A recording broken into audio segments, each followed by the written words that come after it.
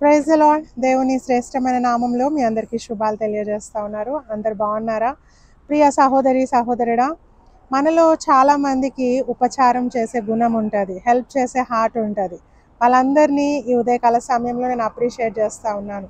కొంతమంది ఉంటారు పూర్ పీపుల్కి హెల్ప్ చేస్తూ ఉంటారు, కొంతమంది ఉంటారు దేవుని సేవకులకు హెల్ప్ చేస్తూ ఉంటారు, కొంతమంది ఉంటారు ఎవరైనా బాధలో ఉన్నప్పుడు దుఃఖంలో ఉన్నప్పుడు వెళ్ళి ఓదార్చుతూ ఉంటారు, సహాయం చేస్తూ ఉంటారు.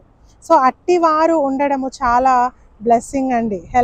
హెల్ప్ఫుల్ ఉన్న వాళ్ళు, ప్రతి కష్టం వచ్చినప్పుడు ఆదుకునే వాళ్ళు ఉండడము చాలా బ్లెస్సెడ్ థింగ్ అది. సో వాక్యం చెప్తా ఉంది, హెబ్రీలకు రాసిన పత్రిక 6:10, మీరు చేసిన కార్యమును మీరు పరిశుద్ధులకు ఉపచారము చేసి ఇంకను ఉపచారము చేయుచుండుట చేత తన నామమును బట్టి చూపిన ప్రేమను మర్చుటకు దేవుడు అన్యాయస్తుడు కాడు. హల్లెలూయా. వాక్యం సెలవిస్తూ ఉంది, నువ్వు చేసిన ఉపచారాన్ని మర్చిపోవడానికి దేవుడు అన్యాయస్తుడు కాడు.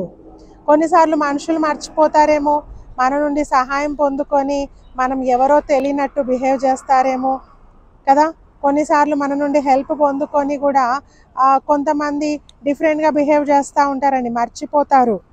పొందుకున్న సహాయాన్ని మర్చిపోయి డిఫరెంట్గా ప్రవర్తిస్తూ ఉంటారు. కానీ దేవుడు అన్యాయస్తుడు కాడంట.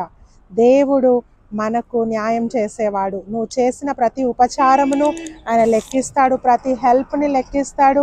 నీ హెల్ప్కి ఇంకా రెండంతల ఆశీర్వాదాలు దేవుడు నీకు కుమ్మరిస్తాడు. So don't stop helping. వాళ్ళు ఇలా అన్నారు, వీళ్ళు అలా మారారని హెల్ప్ చేయడం మానేయకండి. ఇంకా సహాయం చేయండి, దేవుడు మిమ్మల్ని దీవిస్తాడు. God bless you.